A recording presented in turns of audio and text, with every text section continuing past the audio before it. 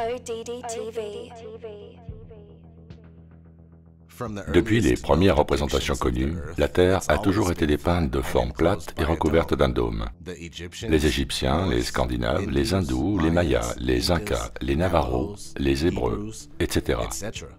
Tous savaient que la Terre était plate et surplombée par le firmament, qui est en fait une barrière impénétrable recouvrant notre Terre plane.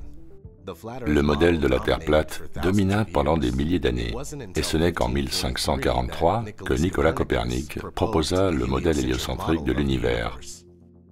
Mais malgré cela, le modèle de la Terre plate et ses partisans restèrent très présents, et ce jusqu'aux années 1900. Nous en avons des preuves au travers de livres comme Zététique Cosmogénie de Thomas Winship, publié en 1899. Terra firma, la Terre n'est pas une planète, la preuve par les textes sacrés, la raison et les faits de David Wadlow Scott, publié en 1901. Ou même Roi déchu de Gerard Hickson, publié en 1922, dans lequel l'auteur explique dans le détail toutes les inconsistances du modèle héliocentrique, les erreurs faites par des gens comme Copernic, Einstein, Newton, Kepler, etc. Donc on peut voir que depuis la nuit des temps et jusqu'au début des années 1900, le modèle de la Terre plate et stationnaire était prédominant. Honnêtement, l'idée de la Terre plate n'a jamais complètement disparu, mais pour les besoins de cette vidéo, on placera le curseur au début et milieu des années 1900.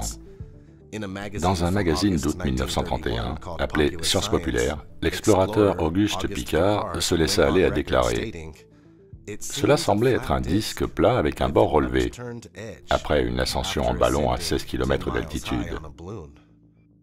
16 km, c'est 16 000 mètres. Aujourd'hui, nous avons des ballons qui montent à 33 000 mètres d'altitude, ce qui fait 33 km. Et la Terre apparaît toujours aussi plate, sans parler de l'horizon qui reste toujours à hauteur d'yeux à cette altitude, quelque chose d'impossible sur une Terre sphérique. La science mainstream nous dit que la courbure est visible à partir de 10 000 mètres. Ça n'est juste pas le cas. Maintenant, passons à une autre chronologie historique, celle qui consista à occulter la Terre plate. Nous allons exclure Copernic ici. Nous savons que l'héliocentrisme, ou la Terre-toupie, a été introduit au XVIe siècle. Mais ce n'est pas avant le XXe siècle que certaines initiatives furent prises afin de nous cacher la véritable forme, la véritable nature de la Terre. Ils ont en fait commencé à nous programmer en 1912, avant même toute soi-disant preuve de la forme de la Terre. Avec la création de Universal Pictures, un globe tournant nous a été présenté devant chaque film produit par cette société depuis plus de 100 ans. Mais bon, cela a commencé en 1912 et continua, et en 1946, nous avons l'opération High Jump, une expédition dans l'Antarctique menée par l'amiral Richard E. Byrd, présentée comme une mission de test d'équipement et de repérage en vue de l'installation et du maintien de bases militaires de recherche. Il est prétendu qu'ils ont parcouru la ligne côtière de l'Antarctique durant cette expédition.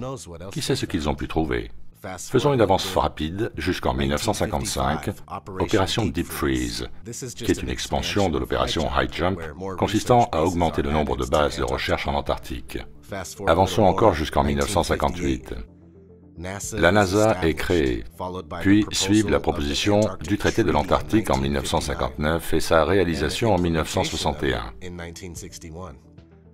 Ce traité interdit aux civils l'accès à l'Antarctique, à l'exception de tours guidées, méticuleusement supervisées. En 1962, l'opération Fishbowl se déroule, et c'est là que certains commencent à s'imaginer qu'ils ont dû trouver le firmament ou le dôme durant les expéditions High Jump et Deep Freeze, car pour des raisons ignorées, des missiles ont commencé à être tirés à la verticale, comme pour tester la résistance du firmament, sans parler du nom de l'opération elle-même, Fishbowl, bocal à poisson, assez symbolique du caractère clos de notre monde. Beaucoup de gens ne croient pas aux armes nucléaires, mais je ne peux ni affirmer ni confirmer cela. Il vous faudra faire vos propres recherches. Donc, la même année 1962, JFK déclare « Nous avons choisi d'aller sur la Lune. Maintenant, je pense que tous ces événements correspondent finalement à la découverte de la vraie nature de notre Terre et de son dôme cristallin infranchissable. N'oubliez pas, ils savent que nous y sommes enfermés et que nous ne pouvons pas en sortir, et ils choisirent de nous faire croire le contraire, ce qui est en train de se retourner contre eux, mais nous y reviendrons plus tard. Continuons. 4 ans plus tard, en 1966, l'orbiteur lunaire 1 prend soi-disant la toute première photo de la Terre depuis l'espace profond. 2 ans après ça, en 1968, Apollo 8 ramène ceci. En 1969, il ramène cela, après le premier alunissage d'Apollo 11 et de son équipage. Et en 1972, après leur dernière mission sur la Lune, ils nous offrent la plus fameuse photo de tous les temps, Blue Marble. Ces prétendues photos de la Terre, surtout la Blue Marble de 70, sont en fait l'unique raison de leur soi-disant voyage sur la Lune. Le débat Terre sphérique, Terre plate est terminé. Les anciennes cultures, de par le monde, les auteurs d'ouvrages sur la Terre plane parus au siècle dernier, ont tous tort. La Terre n'est pas plate, la NASA l'a prouvé. Game over. Nous vivons sur une Terre toupie, exactement comme Universal Pictures l'a prédit. Le seul problème avec ça, c'est qu'aujourd'hui, en 2017, personne sur Terre ne peut détecter ni sa courbure, ni son mouvement, qui d'ailleurs n'ont jamais été prouvés. Et d'un seul coup, soudainement, nous ne sommes plus capables de dépasser l'orbite basse terrestre. Au début de la prochaine décennie, une série de vols en équipage aura lieu afin de tester et valider les techniques d'exploration nous permettant de dépasser l'orbite basse terrestre. Le prochain vaisseau de la NASA, déjà en cours de réalisation et testé un peu partout aux États-Unis, sera capable de ceci et plus encore. C'est le vaisseau spatial qui va permettre aux humains d'explorer le système solaire. C'est la prochaine grande étape pour la NASA et pour l'exploration. Appelé Orion, ce véhicule d'équipage multitâche de nouvelle génération permettra à l'Amérique d'explorer la zone au-delà de l'orbite basse terrestre. Alors qu'on s'éloigne de la Terre, on doit franchir la ceinture de Van Allen, une zone de radiation dangereuse. Nous devons résoudre ces problèmes avant d'envoyer les équipages dans cette région de l'espace. Les genres de technologies que nous testons ici, dans la station spatiale, sont absolument utiles dans notre quête de dépassement de cette limite basse terrestre. Je pense que de bien des manières, cela ressemble à de la science-fiction. La NASA prévoit de fabriquer une fusée appelée SLS, qui est un lanceur pour cargo lourd, quelque chose de beaucoup plus gros que ce que nous avons aujourd'hui. Et il sera capable de lancer la capsule Orion avec un équipage à bord, et aussi d'autres éléments, pour atteindre sa destination au-delà de l'orbite basse terrestre. Pour l'instant, on ne peut que voler à la limite de celle-ci, et c'est le plus que l'on puisse faire. Avec ce nouveau système que nous fabriquons, nous allons pouvoir aller au-delà, et espérons-le, amener des humains à explorer la Lune, Mars, les astéroïdes. Il y a beaucoup de destinations où nous pourrions aller, et nous fabriquons tous ces éléments d'ensemble, pour justement faire ça. L'orbite basse terrestre se situe entre 160 km et 1900 km d'altitude. Donc on va dire 1900 km. C'est un gros problème, parce que la Lune, d'après le modèle héliocentrique, est à 380 000 km de distance. Cela fait une énorme différence.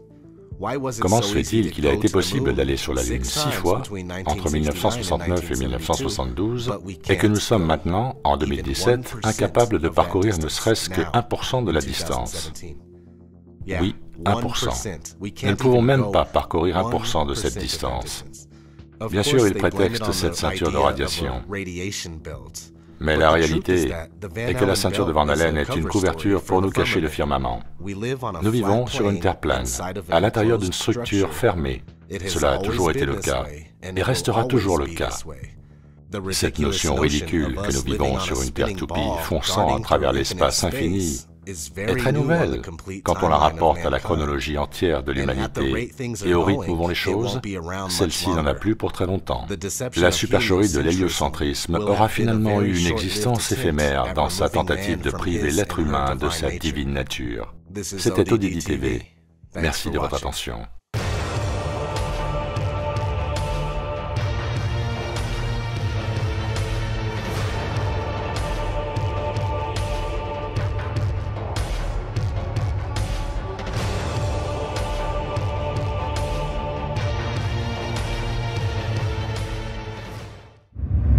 Thank you.